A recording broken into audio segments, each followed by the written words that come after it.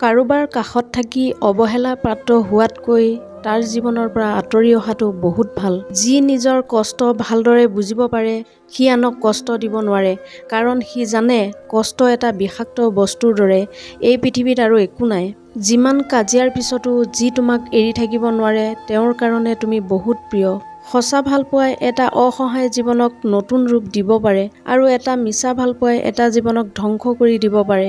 ভালপোৱা হ'ল এনেকুৱা এটা মায়া, তুমি যিমান দূৰত যাবা সিমান কাষত টানিব, যিমান পাহৰিবা সিমান মনত পৰিব আৰু যিমান হাঁহিবা তাতোতকৈ বেছি কান্দিব পাবা। কাগজৰ নাও দি কেতিয়াও নদী পাৰ হৈ যোৱা নাযায়, ঠিক তেনেকৈ অবিশ্বাস আৰু সন্দেহ লৈ কেতিয়াও ভাল পোৱা নাযায়। অলপ কষ্ট পালেই যি কান্দে তেওঁ বহুত সৰল হয়, তেওঁৱে এই পৃথিৱীত বেছি ধোকা খায়। ভাল মানুহবোৰে সকলোতকৈ বেছি কষ্ট পায়, কাৰণ তেওঁ সকলোকে নিজৰ দৰে ভাল বুলি ভাবি লয়। যি তোমাক পাত্তা নিদিয়ে তেওঁক পাত্তা দিয়াৰ কোনো দৰকাৰ নাই। কাৰোবাৰ বিষয়ে চিন্তা কৰাটো ভুল কথা নহয়, কাৰোবাৰ বিষয়ে চিন্তা কৰি আপোনাৰ জীৱন নষ্ট কৰাটোহে ভুল। জীৱনত দুই ধৰণৰ মানুহৰ পৰা দূৰত থাকা, ব্যস্ত মানুহ আৰু স্বাৰ্থপৰ মানুহ। কাৰণ ব্যস্ত মানুহে নিজৰ ইচ্ছামতে তোমাৰ লগত কথা পাতিব আৰু স্বাৰ্থপৰ মানুহবোৰে দৰকাৰ হ'লে তোমাৰ লগত কথা পাতিব। প্ৰতিজন মানুহৰ ধ্বংস হোৱাৰ প্ৰধান কাৰণ হৈছে নিজকে বেছি জ্ঞানী আৰু চতুৰ ভাবে। অভিমান বহুত বেয়া বস্তু যি দুখন হৃদয়ক এক হ'ব নিদিয়ে। শৰীৰৰ আঘাত ঠিক হৈ যায়, কিন্তু মানসিক আঘাতে মানুহক ভিতৰি ভিতৰি হত্যা কৰি পেলায়। ভাল লগাৰ বহুত কাৰণ থাকিলেও ভাল নলগাৰ এটা কাৰণেই যথেষ্ট। ভাল পোৱা আৰু বন্ধুত্ব সঠিক মানুহৰ লগত হ'লে জীৱন সলনি হৈ যায় আৰু ভুল মানুহৰ লগত হ'লে জীৱন শেষ হৈ যায়।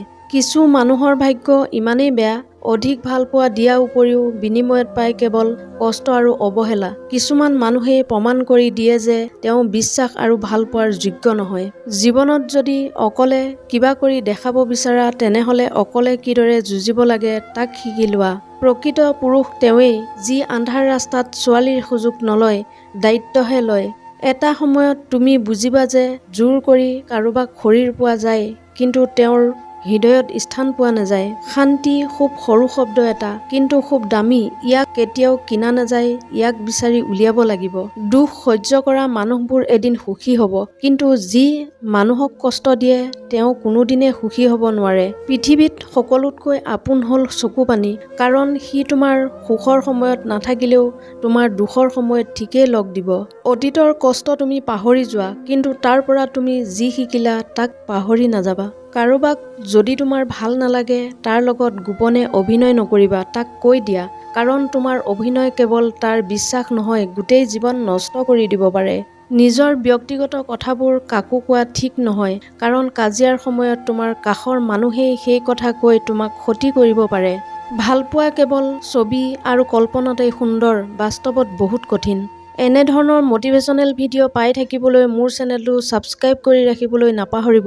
পুনৰ অন্য এটা ভিডিঅ'ৰ সৈতে লগ পোৱাৰ প্ৰতিশ্ৰুতিৰে আজিৰ এই খণ্ডটোৰ পৰা বিদায় লৈছোঁ। ধন্যবাদ।